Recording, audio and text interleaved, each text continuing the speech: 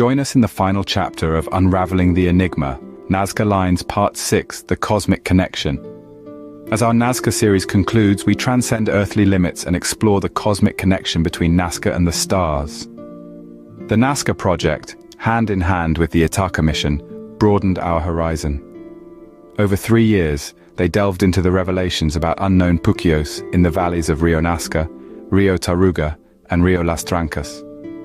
Puquios are ancient systems of subterranean aqueducts which allow water to be transported over long distances in hot, dry climates, without loss of much of the water to evaporation. The Nasca Mission witnessed the meticulous analysis and mapping of geoglyphs in the enigmatic Pampa de Arco. Their collaboration with NASA has revolutionized scientific methodologies, detecting buried walls through geophysics, geomatics, satellite remote sensing, UAV, and synthetic aperture radar. They have investigated how to protect ancient sites, such as buildings made of clay, analyzed minerals, and closely observed how to prevent archaeological looting and vandalism. Before we depart with an unsolved mystery, let's stay a while and speculate about the meaning of the Nazca lines. We came up with 2 vastly different theories, though there are certainly more found in the scientific literature connected to the Nasca Project. Our first theory, much like the cave drawings from Lascaux, they could tell a story that may have been passed on from generation to generation until its true meaning was no longer known. That's what some of the native from Peru would say, at least based on what we have heard so far.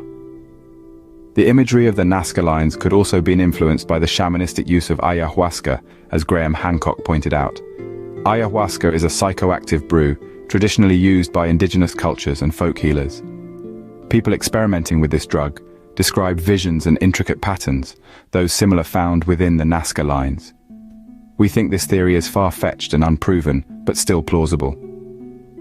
In a paper published in Journal of Archaeological Science from 2022, Dagmara Socha, Marzena Sicutera, and Giuseppe Orefici explained that we have decisive evidence that the Nazca people use stimulant plants. But if they were responsible for the geometric patterns of the Nazca lines is still open to debate. Another story or second theory would be this. The Atacama Desert lies southern of Peru and is about 104,741 square kilometers wide. That's a huge area to get lost in. What if the Nazca lines were landmarks or waypoints for travelers or for general navigation?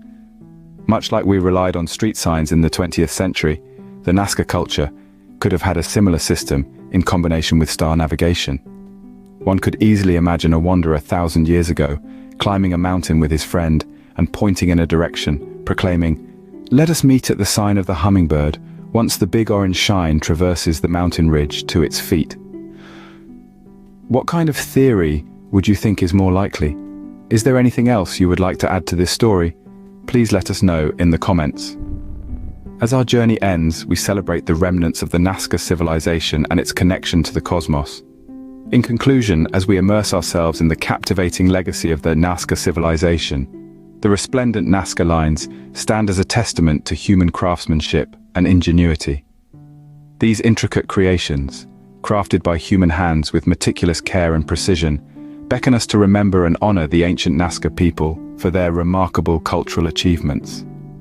Let us cherish and preserve these magnificent legacies, celebrating the creativity and legacy of humanity through the ages. We possibly will never know their true meaning, but we will always know that we, as a humanity, share our common ancestry with those who crafted the Nazca lines and looked up to the stars.